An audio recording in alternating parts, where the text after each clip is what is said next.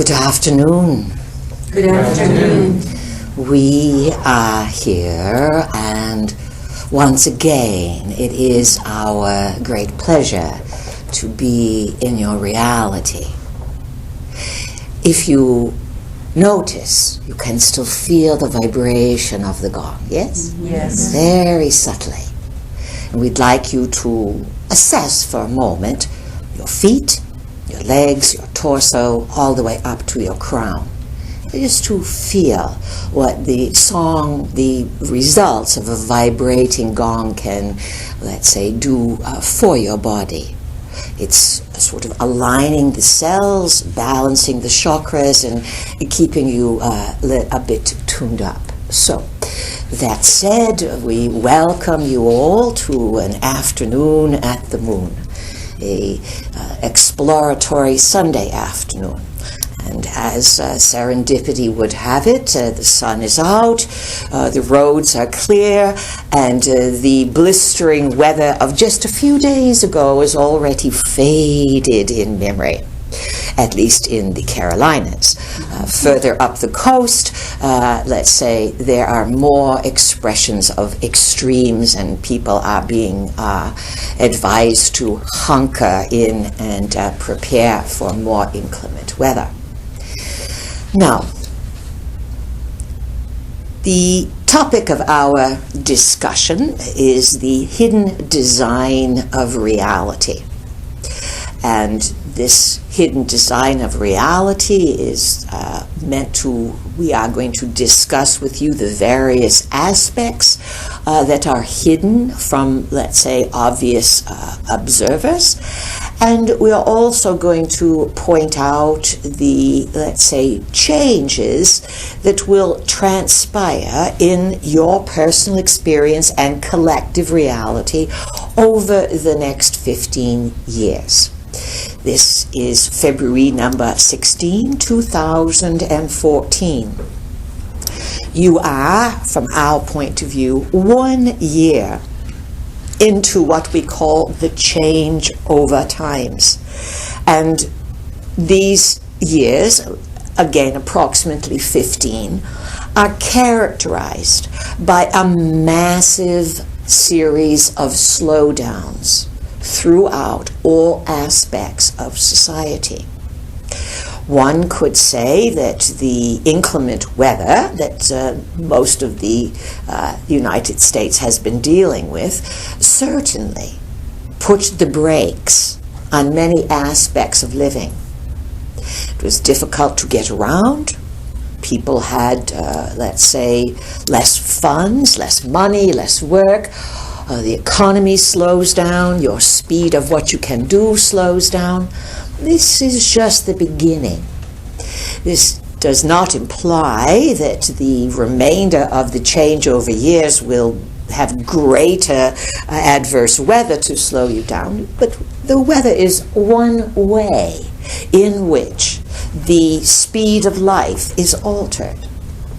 And this alteration, this slowdown, is needed because the previous 25 years were basically pedal to the metal kind of energy, super accelerated. And those years from 1987 through 2012, we call that period of time the nanosecond.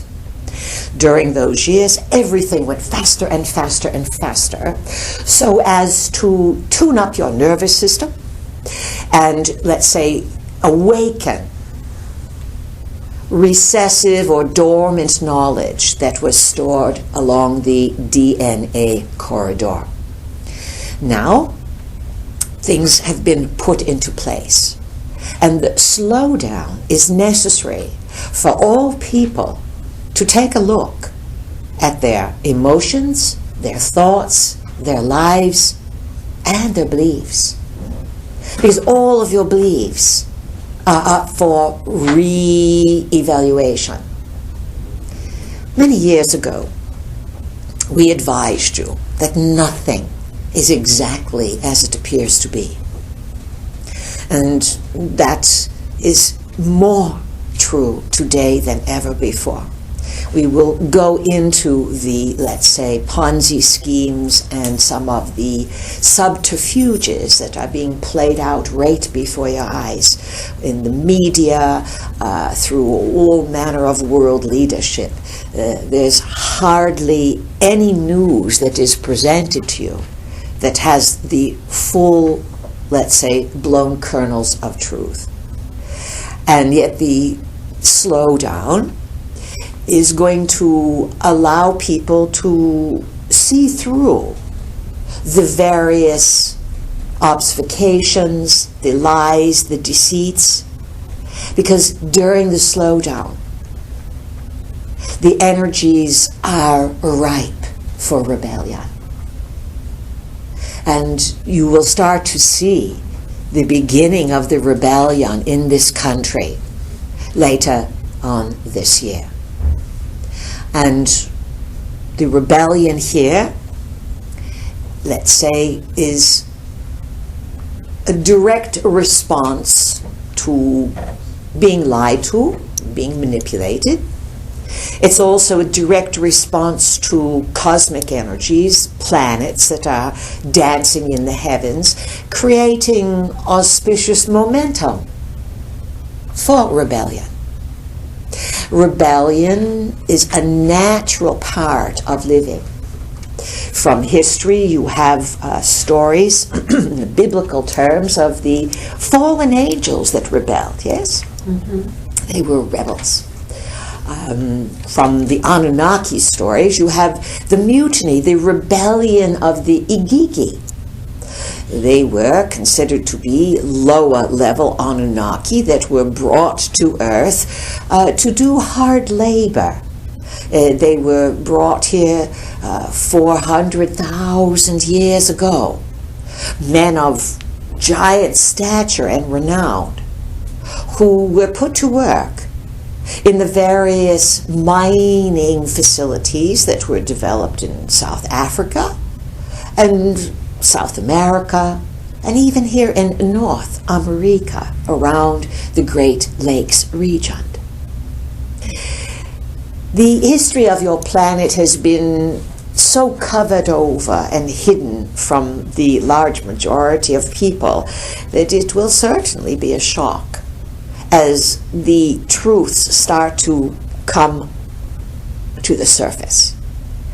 As the truths come out from the ground, from whistleblowers, and from your own inner stories, your own DNA, this is what will feed the rebellion. The rebellion will basically be a collective action amongst the people of Earth to stop believing what they used to believe.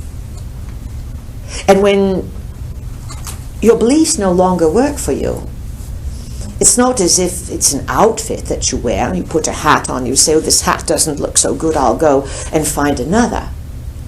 Beliefs are the ideas, thought forms, cultural acceptances that you define yourself around.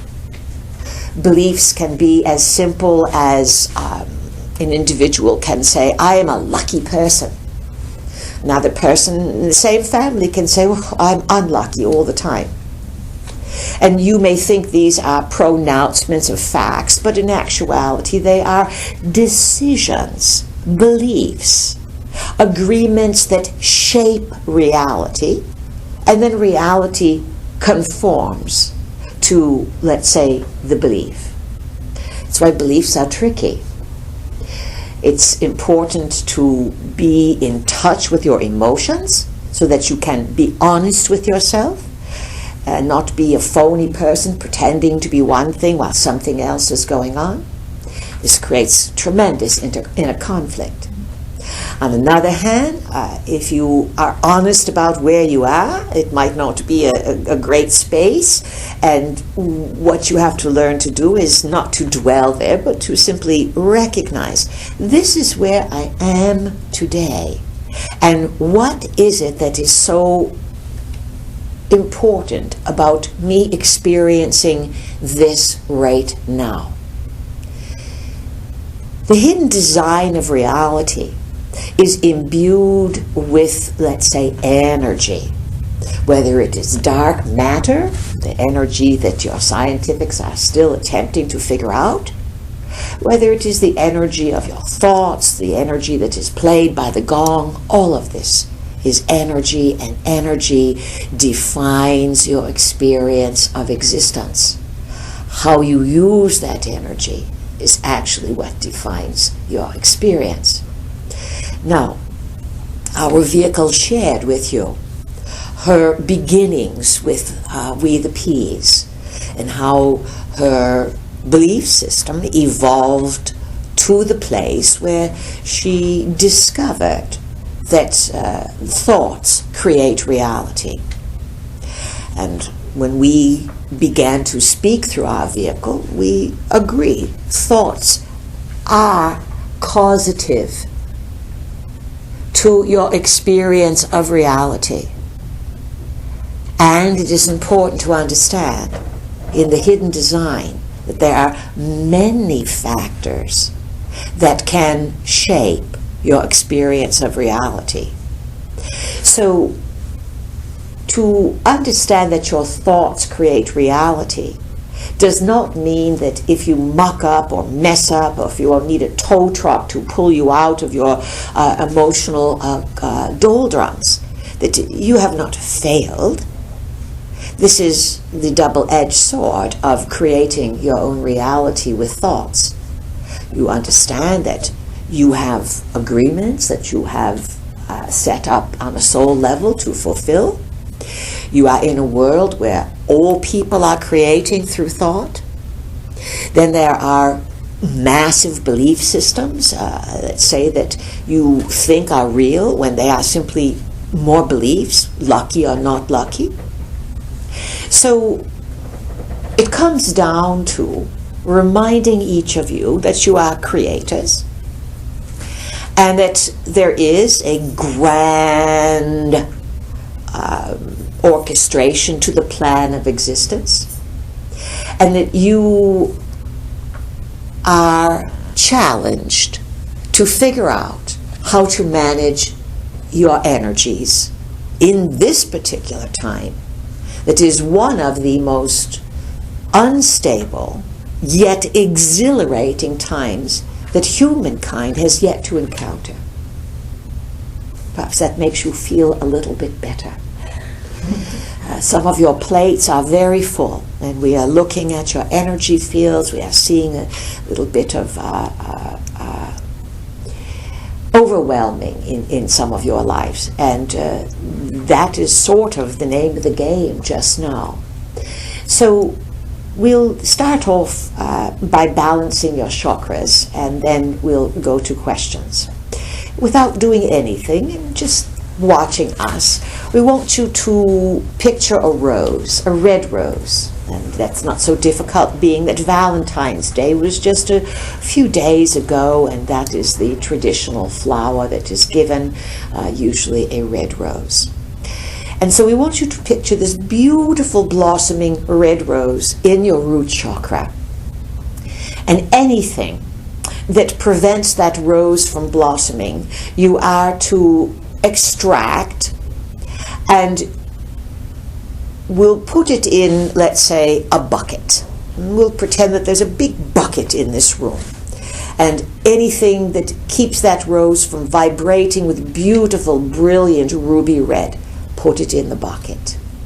The next chakra, you're going to picture an orange rose. And anything that stops that from being pure, pull it out, throw it in the bucket in the center of the room. Next, the solar plexus area, your power center, yellow rose. Again, picture, extract anything that is out of balance, that keeps the rose from being full on yellow. Now we are going to the center chakra, the fulcrum, green rose in the heart. So it is red, orange, yellow for the lower, green in the middle, and we want you to picture the biggest, greenest rose that you can imagine. Big, beautiful green rose. And anything that is in your heart chakra that prevents you from allowing that flower to blossom. Extract it and throw it in the bucket. Now we are moving upward. Blue rose for the throat chakra.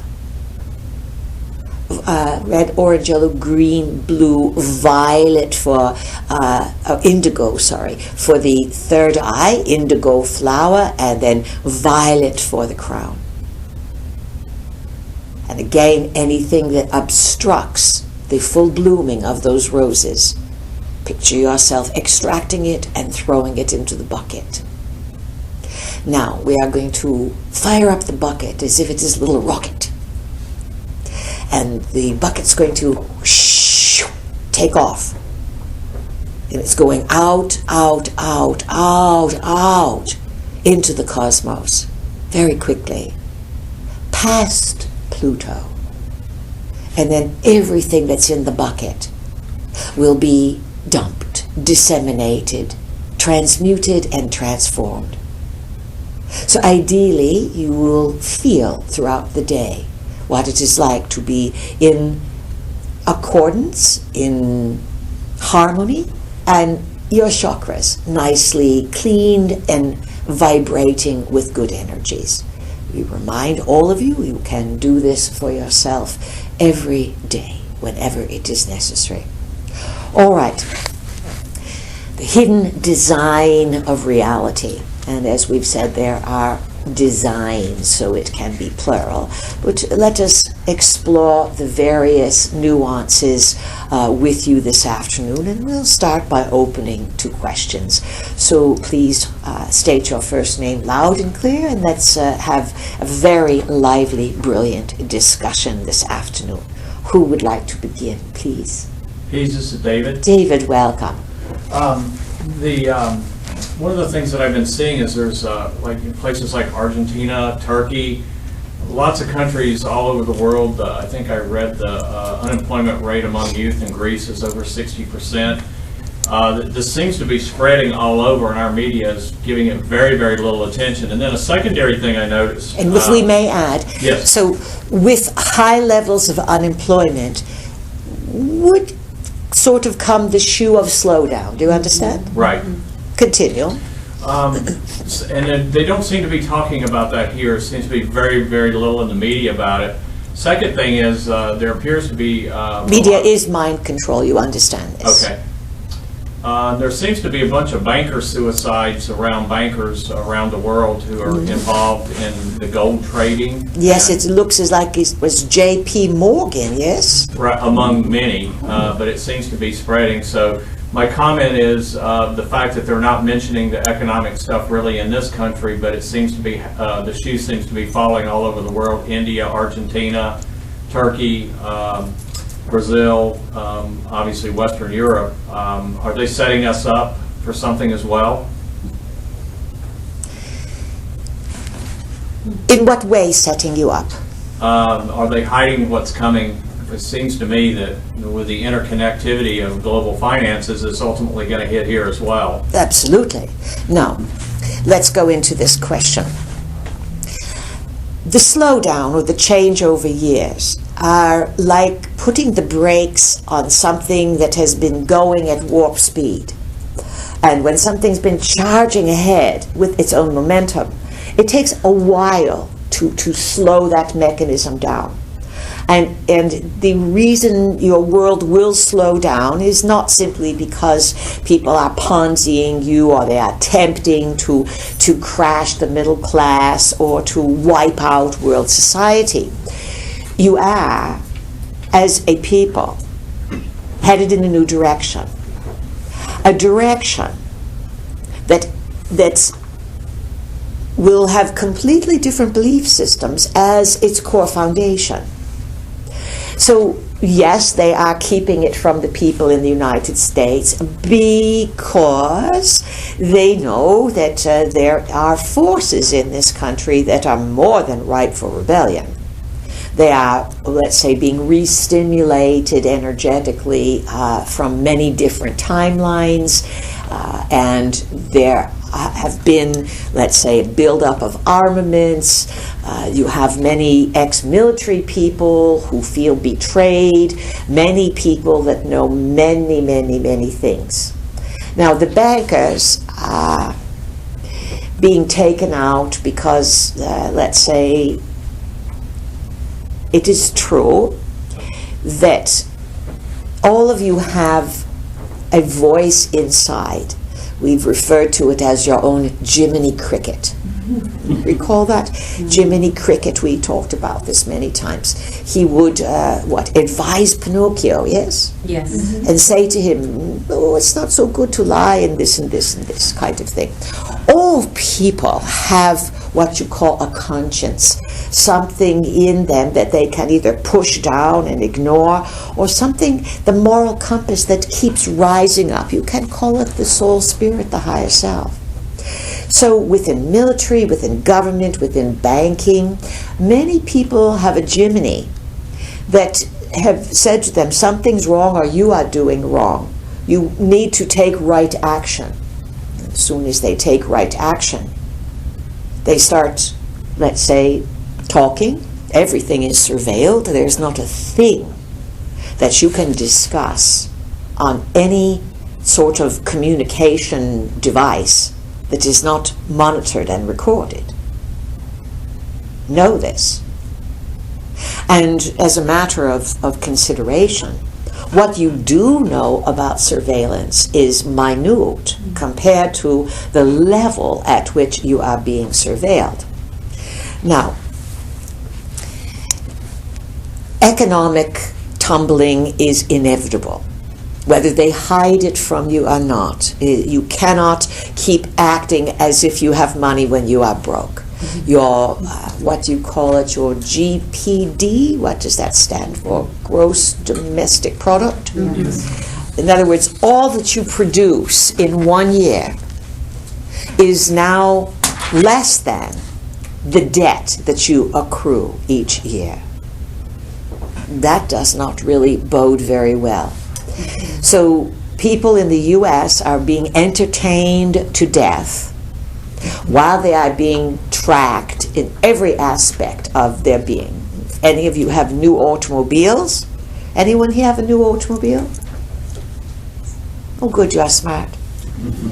They all spy on you, you know.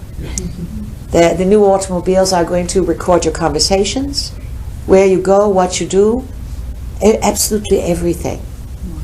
We have discussed before, who's so interested in so much monitoring and tracking? Not your governments necessarily. It's others, visitors, who've given you the technology and want to see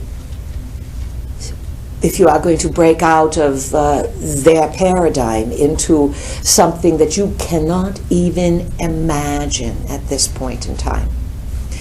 Now, the question David raised, we can pinpoint it for you that in April of this year, 2014, you will have another astrological situation, Uranus square Pluto, along with Mars and Jupiter there, that this is going to be a very big deal. And it's not as if that day, April 20th, 21, is going to be the day, which you are approaching it. And then there will be a movement away from it, and you will be in orb all year. And basically, it is a dismantling configuration that will directly impact the USA. Very much so. What else do you want to know, David? That's all. So, who has a question? Hi, Peace. This is Erin. Aaron, welcome. In going back to the hidden designs in our previous discussion about multidimensionality and people becoming more aware or being introduced to it, whether by books or by experiential, is it possible for people that are beginning to experience that to, I don't know, see multidimensional lives of themselves and other people, as well as previous lives or being on other planets, things of that nature? Absolutely. This is what the years of the nano prepared you for. the acceleration, again from 87 through 2012, and in 2012 it was, let's say the finale was your solar system, the sun's alignment with the galactic center. A great transmission of all manner of energy along the electromagnetic spectrum. And what this did was rearrange things in the human biological form. Every human form was affected by this energy, yet not every human is going to have the same experience. Some humans definitely during those years became more cognizant of living many times, of being able to tune into realities that they normally would not tune into, being able to look on other planets, or being able to receive information from the entirety of the time spectrum. Again, time is a dimension, and it is not what it appears to be. And let's say past, present, and future can actually run concurrent with one another. So the awakening now will continue in great numbers. And when you see the rebellion in this country really get going, understand that what you may see are people who are angry and they are fighting this and angry with this. And David brought that up. He wanted to know one time, when people start understanding the truth, will they go out and literally, let's say, rebel in the streets? Yes. And when you start to see this, understand that that is a small symptom. That rebellion in the streets are those who do not know what to do with the energy. But for most people, they will not be in the streets. They will be feeling and opening psychically, intuitively, and being able to explore dimensions. Now, you are multi-dimensional beings.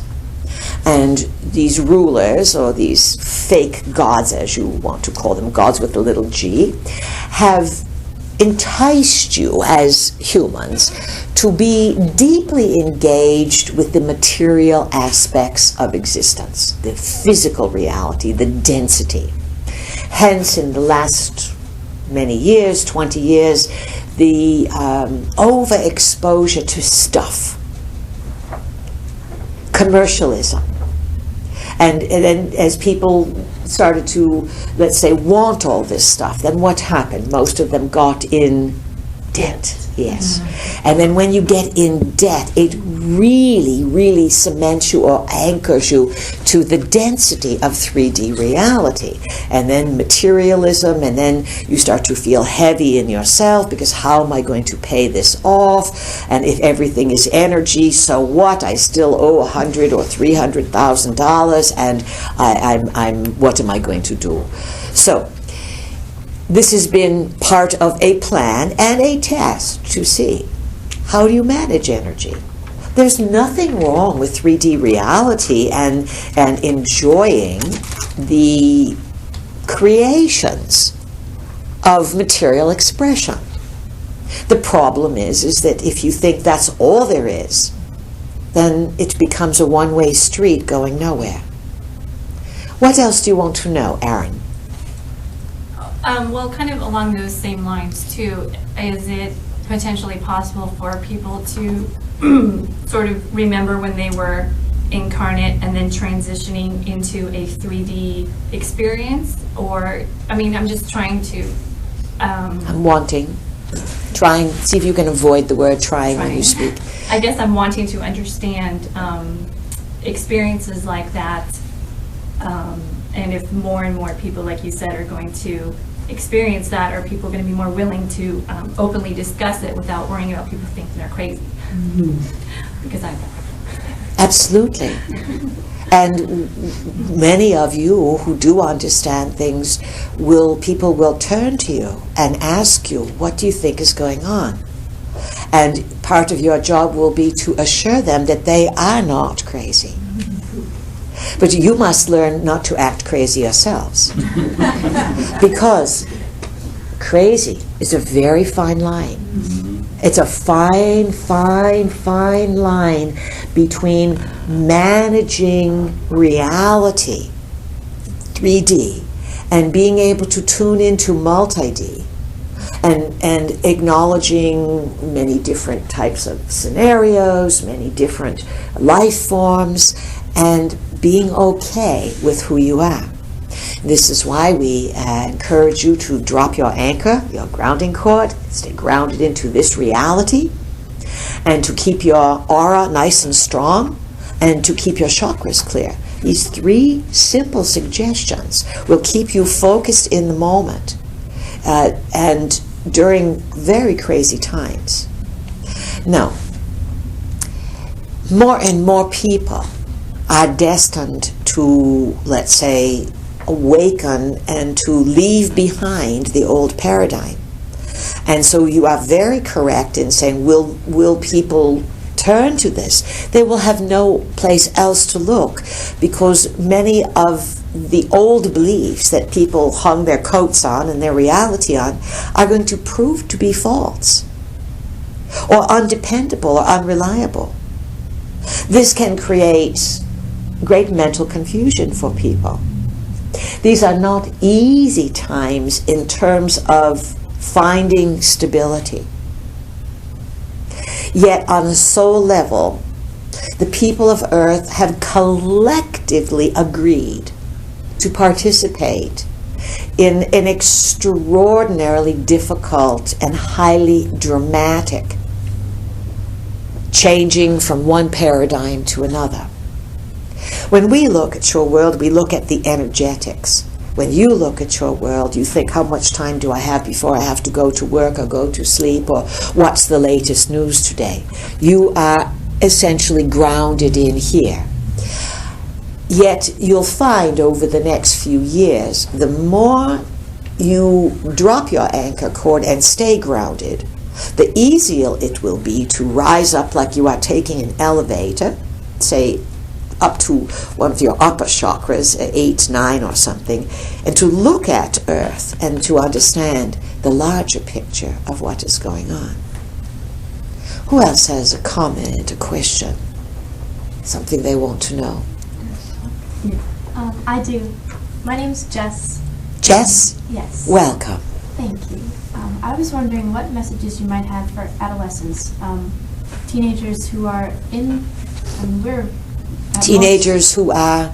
We're experiencing this huge change and moving into the phase of growing up, you could say, with college and jobs and settling into the old way that everyone else has been living, which clearly isn't, the functional way to do things anymore. What messages would you have, as I'm an adolescent myself, to give to other teenagers who are on the path of seeing this ultimate reality and struggling to, determine where to go next in life? As, I don't know how to formulate what I'm trying to ask. You have just expressed it very, very well. Very, very well. Thank you. Yes, all right. Because it's heartfelt. Yes. And we understand your confusion. In some ways, Jess, it is a little easier to wake up in your late 20s or 30s or 40s or 50s or 60s or 70s or 80s. Mm-hmm. Do you understand? Yes. To wake up as a teenager, teenage years, the hormones have already moved in. You are already moving towards an adult body.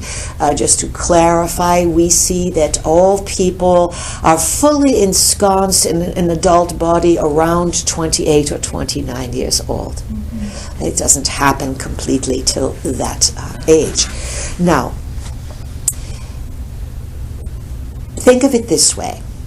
Your soul has set things up with you, your consciousness, to unfold exactly as they are unfolding. 50 years ago, it would have been very, very, very difficult for a teenager to know all these things and then to go into the world. Because no one knew anything back then. You follow? It was only for those who were deeply involved in metaphysics.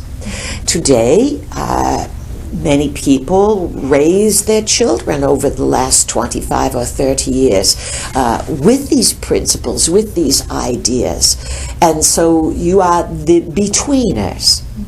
And one thing we can say to you is to keep your feet on the ground. Do not leave a big record digitally or electronically of your identity. We would say that to all young people. You are foolish beyond measure to put your personal lives all over the internet. This will be one of the largest regrets people have. And even mothers who have little babies now that are putting all the baby data, all this, those mothers will be, let's say, regretting for decades the exposure that they mindlessly gave their children. Now, thoughts create reality. And you are, as young people, you are not expected to know what you are going to do for the rest of your life. And even if you think you do, more than likely that's going to change. One of the most important messages we can give you and all people is this: have a good time. Set your life up in such a way so that it is rich with meaningful experiences. Now, when you go to school, we know you go to college, and then what happens? They give you antiquated data, and they charge you an absolute lifetime to receive information that is hardly true. This is going to set things into motion in the future, where in the next 5 years many people will not be able to afford to go to college, nor will they want to. One of the problems with the educational system is that if and when, let's say if, the powers that be decide to, let's say, open up the Pandora's box and say, all right, here's the truth. We have been visited by ETs, they're here all the time. Darwin's nonsense was really a cover-up. At one time there were dragonflies that had 6-foot wingspans, this kind of thing. Well, it would probably stimulate everyone, and they would be more interested in the story of Earth. But many people have lost interest because they intuitively know that what they are being taught is not true.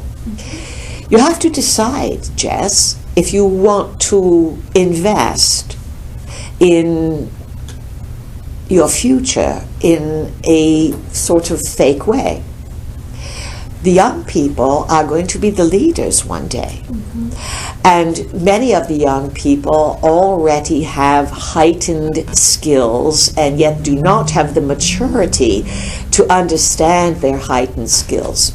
Someone brought this up at one of the classes about you call them crystal children and rainbow children and all of this. And we discussed that there's a type that has come onto the planet that have some abilities to be part human and part machine. We would advise you to stay away from that, if at all possible. You want to be as rich and ripe as you can in terms of a human being. If you have a physical malfunction and there is a machine put in to help your heart or to augment limbs or something of this nature, it's a little bit different subject. But many people today find the field of biohacking to be irresistible. Biohacking refers to not simply tattooing your body from one end to the other, but it involves inserting various augmentations into a physical body to make you more like the comic book characters, a little bit more superhuman, or a little bit more like the new species that the Anunnaki want to cultivate. So, enjoy your humanity. Enjoy your femininity. If you are a man, enjoy your masculinity, and be as grounded and present in the now as you can, while directing the energy to playfully teach you about your own inner powers. Because there will be a number of forces riding on the planet. There will be the group of people, they're starting with soldiers now, and special forces, and sometimes prisoners and mental institutions where the experiments take place. But they're applied in the military. And then once they are tested in the military, they will be sold to all manner of people to entice the people away from being human. There will be a huge difference between accessing or cultivating natural abilities, which we refer to as the inner net, versus those who would be augmented through biohacking and bioengineering. What else, Jess? I had a very important question, but you guys, that was an overload of good information. We'll come back. Come back to me? Yes, we'll come back to you. We'll come back to you. One thing, we'll tell you this. 25 years ago, when a young person would ask this question, and we had some young ones, very young ones, said, will there be a world for us? What shall we do? What shall we do? We said, listen, you are being given a lot of disinformation. Know that what you are being taught is not the entire truth, yet if it shows up on a test, fill in the blanks as if it is true. Just don't become a true believer. Today that's all out the window, because all you have to do is go on the internet, and within 1 hour you can become completely confused about what is the truth and what's not. You understand? So your job now is much more challenging than it would have been, say, in 1988. The stakes are higher. On another hand, you are fully equipped, as all people are, to play this game of physical reality, because you are not alone. You are working with higher self and layers of soul connection. Let's move around a little bit and see who else has a comment or a question about the hidden design of reality and where things are going. Peace. This is Brian. Brian, welcome. I'm very interested in how to use my mind to stay more healthy, especially when there's so many chemicals being introduced to us that we have no choice about breathing or drinking. And I've recently read where the Anunnaki like a radioactive planet, and Fukushima seems to be accomplishing that. So my question to you is, how do we best learn to purify our body and stay healthy? All right, it's an excellent question. How do you best purify your body and stay healthy in a time where radioactivity is growing and growing, and it is only one of your great challenges? And it is true that the Anunnaki, it's not that they necessarily like radioactivity, it is that they have learned to adapt to it. And being that they are much older species, I remember a shape-shifting older species, they have within their DNA the ability to adjust. Now, all the humans on the planet at this current time would basically, let's say large majority of them, have DNA tracking and footprints back to the Anunnaki. They were your creator gods, meaning you have some Anunnaki in you. And you know, we've had classes here where people have tentatively raised their hands and said, am I part Anunnaki? And yes, you all have that in you. Now, let's cover some important aspects of the hidden design of reality. You're multidimensional, and it is your thought processes, your choices, your decisions, your beliefs that move you from one reality to another. Yet, all of you would bet that you are in the same reality from the time you wake up till the time you go to sleep, because it appears that you are in the same reality. Yet reality has layers like an onion, very fine, thin layers, and you literally move into various realities throughout the day that suit your mood, your feelings, and your beliefs. If you are feeling blue, and you really have a reason to feel blue, then you are going to stay in that reality that supports feeling blue. Do you understand? Unless you say, all right, I'm tired of being blue, I want to be in a reality that's all gold in the sunshine. And then pretty much, if you give it a little time, you'll find yourself moving into that reality. So a core understanding of the design of reality is that there are many realities that you move in and out of throughout the day. The Anunnaki and your basic governments do not want you to think that you have such freedoms. They do not want you to understand the power of consciousness. And so the media, the entertainment, the doom, the gloom, the watch out for, all of this is very real on a physical level. Some of you know, you recently had the big storm here. If you went out in that storm, you knew that yes, your intentions could set things into motion to get you from here to there, but you would have to deal with other drivers and snow and ice, etc. So there are many, many causative factors that affect your thoughts. So, bottom line is that you have within you what the Anunnaki have to a lesser degree, and that is the ability to adapt to radiation. That does not mean that we say, well, everyone go out swimming in the West Coast and dive into all this radiated water. You can see from the news, or what you hear, is that many life forms are not able to adapt, and they are vacating their life along the West Coast because there is an innate quality in all life forms where they will move to another reality or die if their quality of life is threatened. Now, your thoughts, your intentions, and your ability to tap into this energy inside of your body can put you in a more strengthened state to adapt to radiation.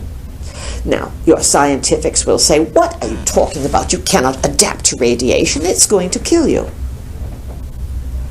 Yes, it does kill many, but some it does not.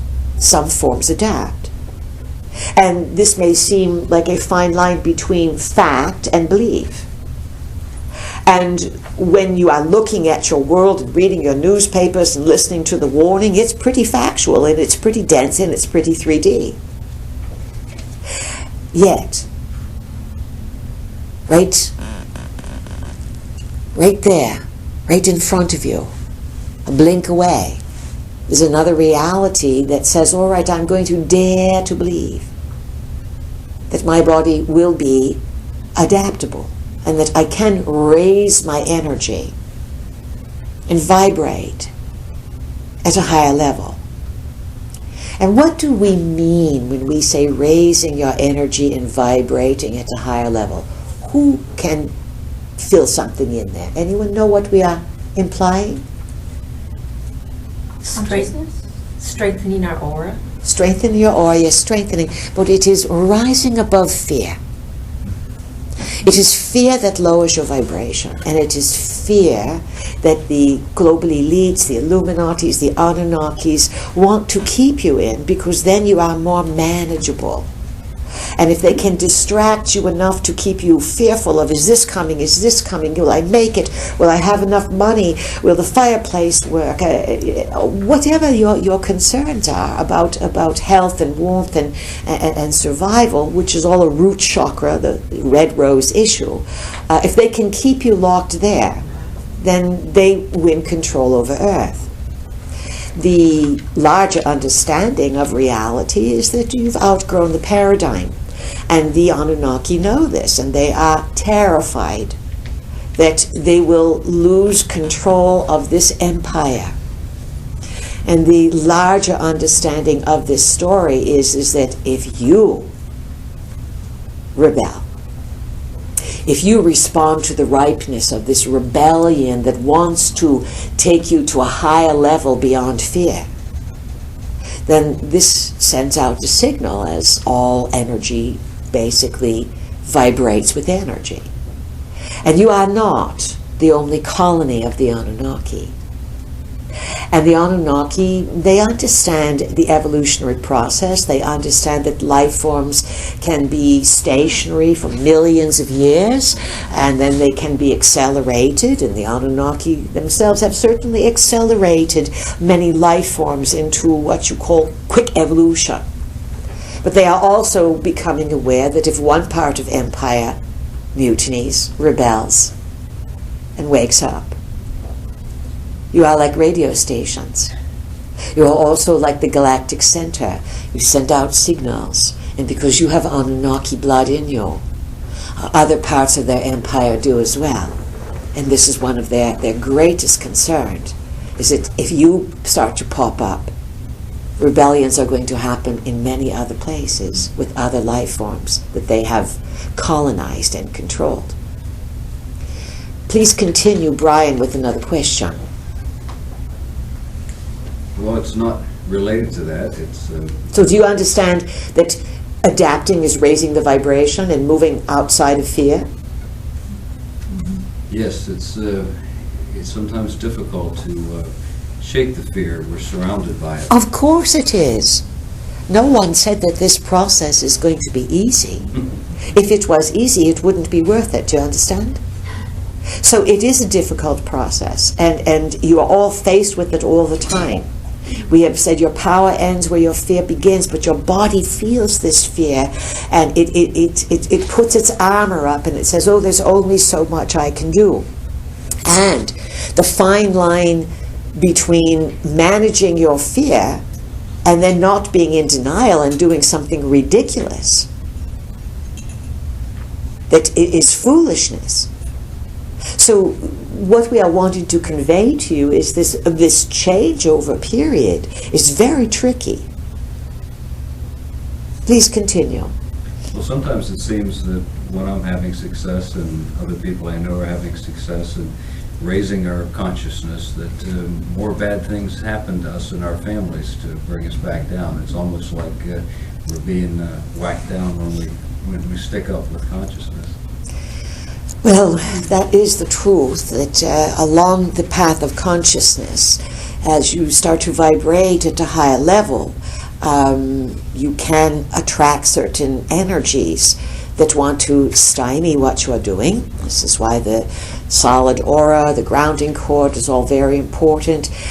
And then on another way of looking at it, as you start to vibrate, then you start to attract to yourself more challenging situations, because as you vibrate at a higher level, you have the innate potential to transmute more and more difficulties and to make them turn out better. Do you follow? Yes. So it's a double-edged sword. We agree with you. When you look at the challenges that dealing with such things present to you, you can see why we've said many times the old adage, ignorance is bliss, is escapism. Do you follow? It's so hard to understand why so many people prefer ignorance. When a lot of us try to educate people and they just absolutely will not consider the things we talk about. Some of it is fear, and some of it is timing. And their doorways of the DNA have not been flung open, and for some, their soul's mission is not to yet think along those lines. Yet they are here as people to be present and to watch others do so. That, in the end, can be inspiring.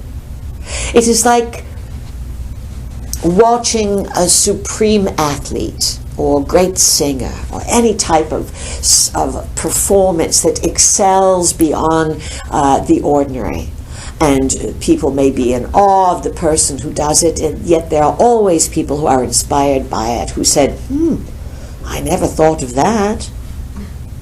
So there are many here on the planet, many, who are newbies in some regard to breaking out of their own armor of limitation. And many of them have locked down DNA. The Anunnaki have succeeded in keeping them in complete limitation, and the people have beliefs. I could never, I'm not smart enough, I don't have the right color skin, I don't have the right gender, how could I possibly do any of this? And that is a self-fulfilling prophecy. Again, a hidden design of reality based on your beliefs and how you condition the space. What else, Brian? Wow, thank you. That answered a lot for me. Good.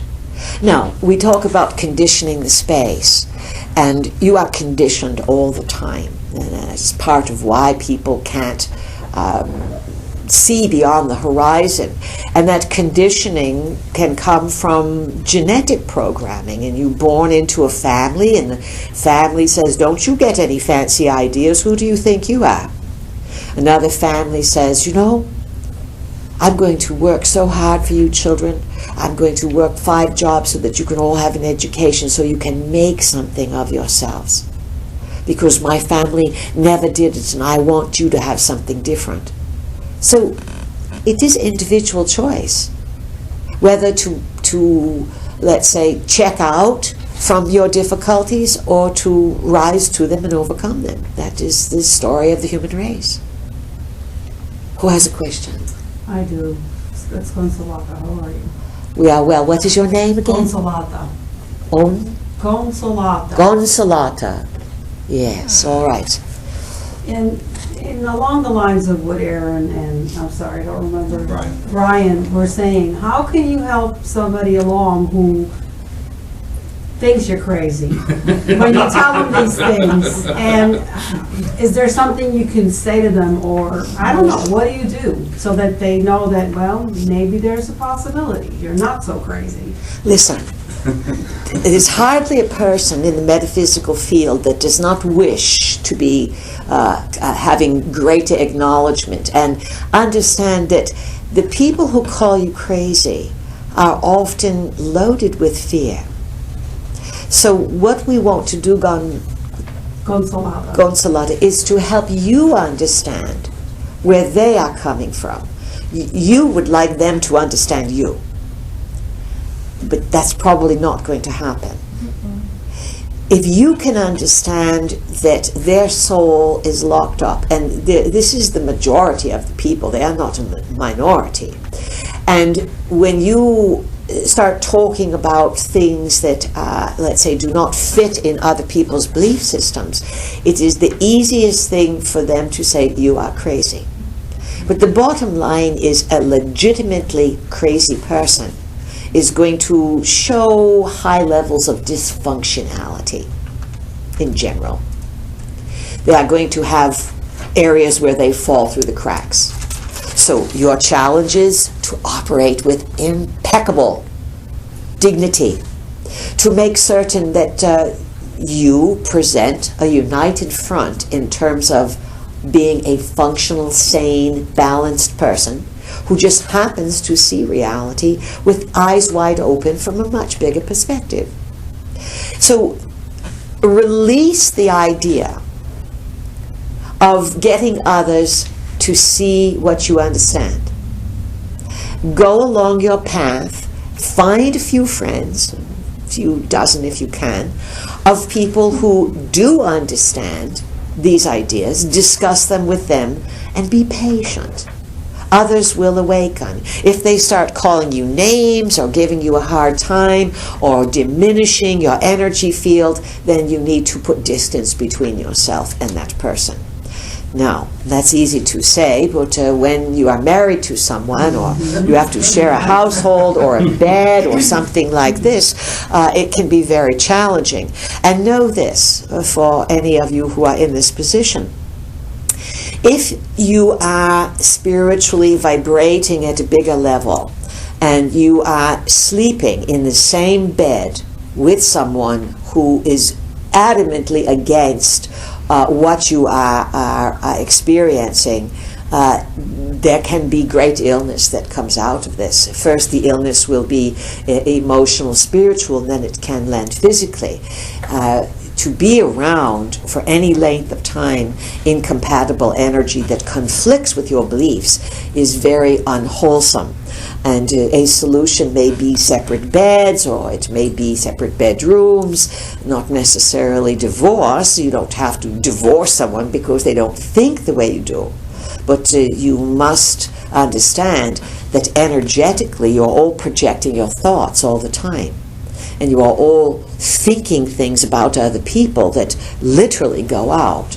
So be aware on that level. If you cannot manage to change the situation, then set up the bedroom situation in such a way so that it is copacetic to all. You might want to put a crystal in there, or put a few nice plants, or have a vase of flowers all the time. Something to balance the energy between two people to keep things more copacetic. Anything else that you would like to know? That answers it, thank you. That's good. Sometimes you don't have to give us all the details. We read the energies and can answer your questions, and that is that's the fun part of it. Who has something they want to share? Someone's got a story here. We can feel it. This is Sue. Sue, welcome. Thank you. Well, I have a couple. I guess, how about the Sandy Hook? Yes, the Sandy Hook story. So what did you come across? The researcher who's saying now that nothing is exactly as it appears to be? Yes. Yes, a man named Wolfgang Halbig, we believe, with quite a solid reputation as it appears in terms of law enforcement, an educator,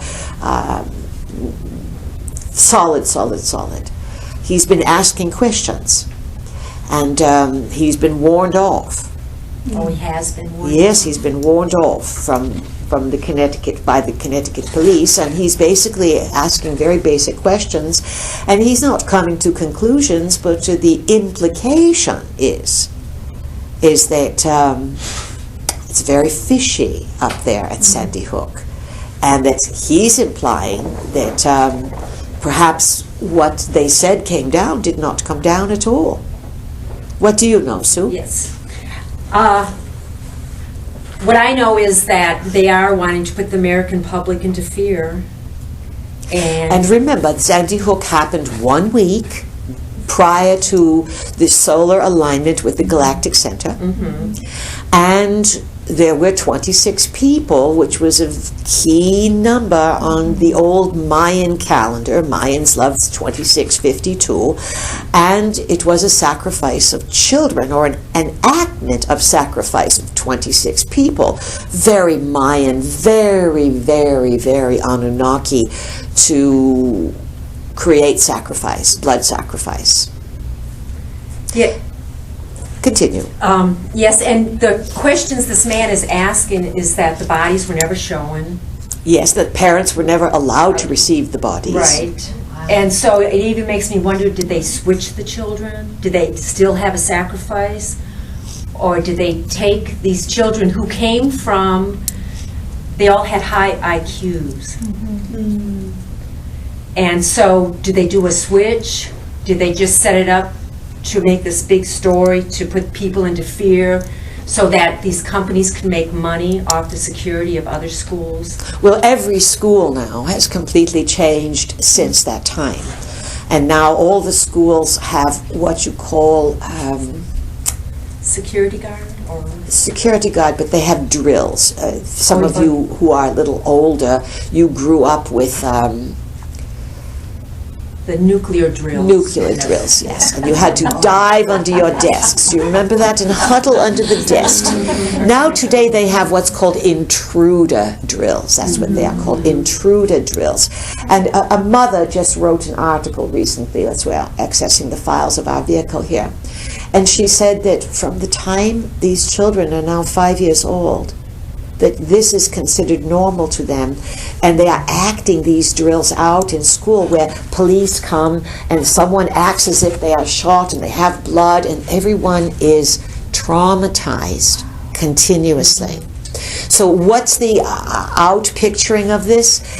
Now, trauma creates amnesia, whether it is a real trauma or a fake trauma. It creates amnesia. When you have air raid drills, that's what they used to be called, nothing really happened. It was all sort of in your mind. The siren would go off, etc. But when you have an intruder drill and someone's acting as a shooter and someone's acting as a police officer and everyone's acting these roles out, you are taking sort of really bringing it into form. A young child does not know the difference between real and not real. So this is a form of mind control and conditioning the young people in North America to dissociate. And we've said many times, trauma creates dissociation and amnesia, yet in some people it creates psychic awakening. They open the eyes in the back of the head because you have to suddenly become super vigilant. So let's say this is a way to quietly and quickly traumatize children and to sort the wheat from the chaff. Because one thing all the children have in common today in all the schools, testing and testing and testing and testing and testing. So they are going to test to see who are the psychic children. They are going to pull them out one by one. Now, what happened to the original children from Sandy Hook? Understand that if the children were all part of a mind control experiment, so too were the parents. Yes. And the parents were moved into position. No offense to Connecticut, but Connecticut's known to have a wealthy clientele. Do you understand? A clientele that would have positions in higher echelon of corporations, etc., kind of thing. And again, just like bankers, as Dave was talking about, higher echelon in society, but the Jiminy Cricket wakes up and suddenly they're suicided from all manner of crazy kinds of situations, off of buildings, bridges, no matter.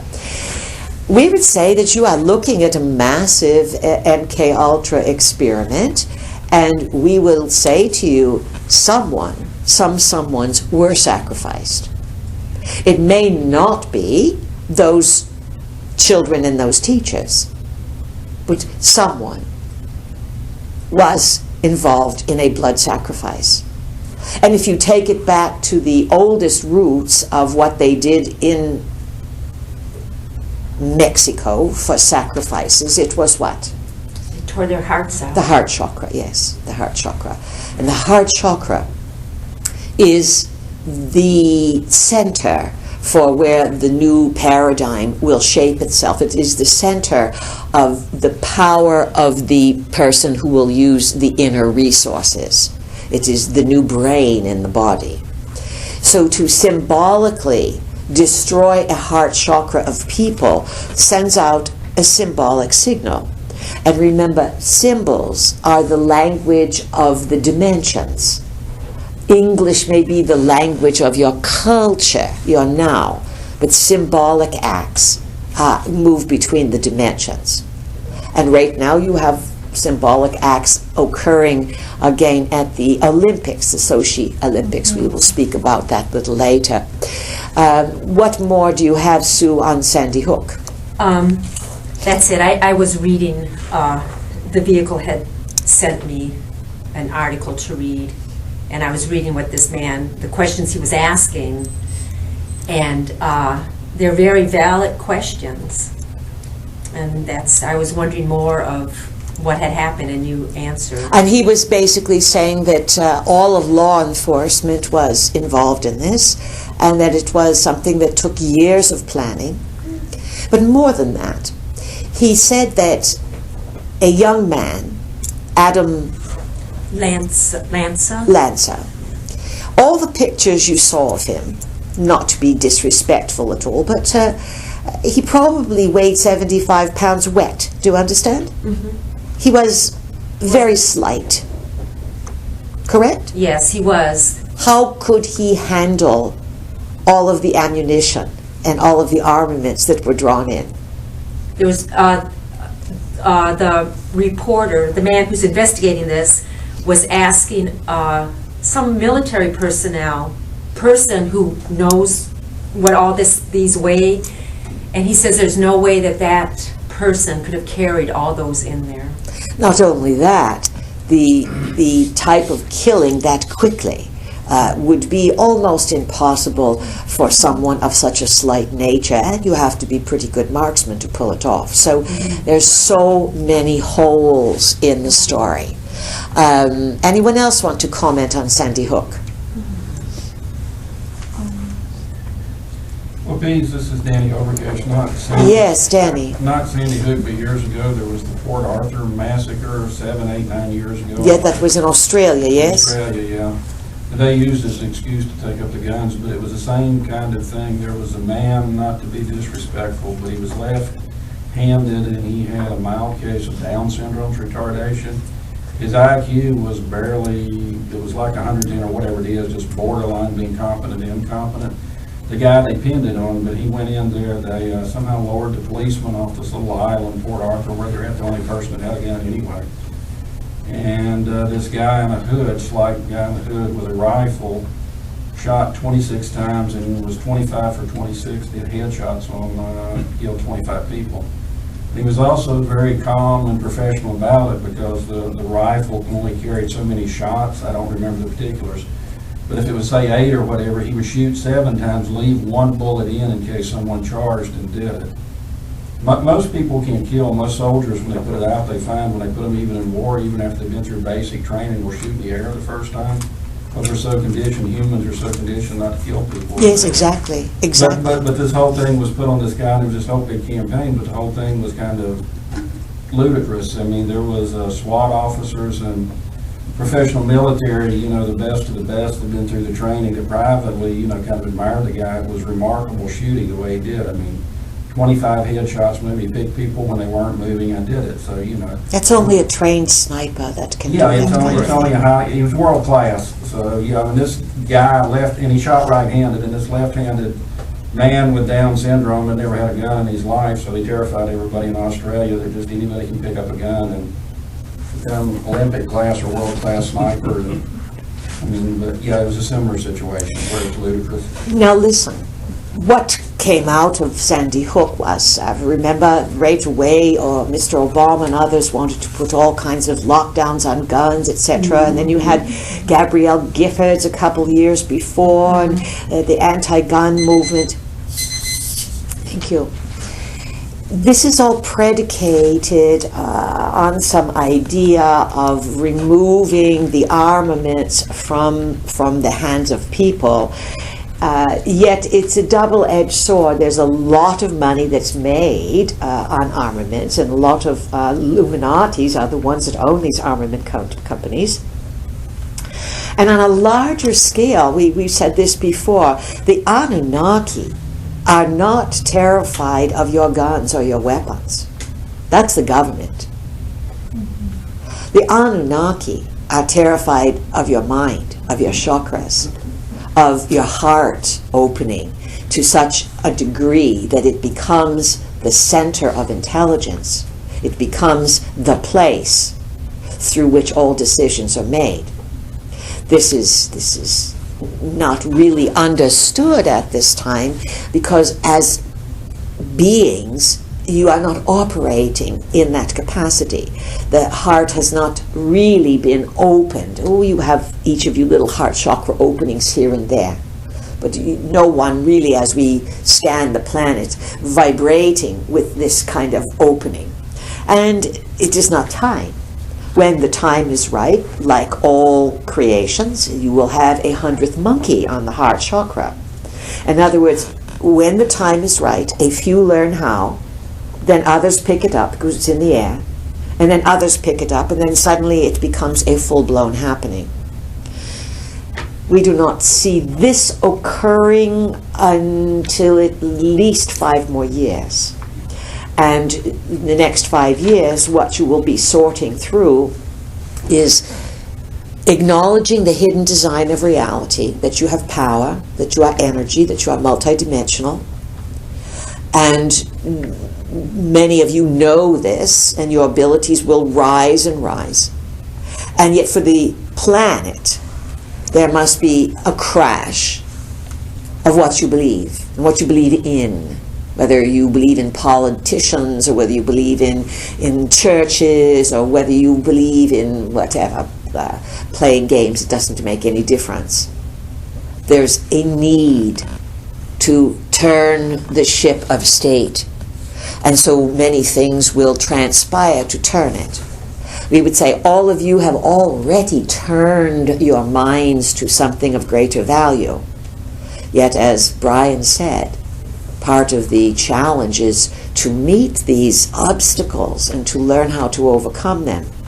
And sometimes there are forces that want to stymie your progress. And we'll talk about this more in the next part, the influence of non-physical reality on physical reality. And as your senses grow more attuned, you start to see and know the non-physical components. And in this, you'd best be very careful about who you blab to. Because when you start seeing things that other people cannot see, you'd better be impeccable in your groundingness and your sanity. Everyone with us on this? Yes. Yes. Good. All right. So now before recess, let's refortify those chakras. Red rose, orange rose, yellow rose. Feel those lower chakras. The grounding of this, the red is who am I? How can I survive? The orange is my sexuality and creativity. Bring it forward in beauty. Your third rose, the yellow, is power, to have courage, the willpower to reach out and to create. The heart chakra, wisdom, empathy, balance, love. Blue, indigo, violet, the upper part of the body that will connect you to the cosmos in an uplifting, soul-stirring way, so that you move beyond the influence of colonizers, visitors, and manipulators, and that you embrace the power of all that is. All right. Understand that visualization, imagination, the power of doing something that looks as if you are doing nothing, that's one of your greatest gifts. All right, have a good time on recess, and we'll come back in a bit for part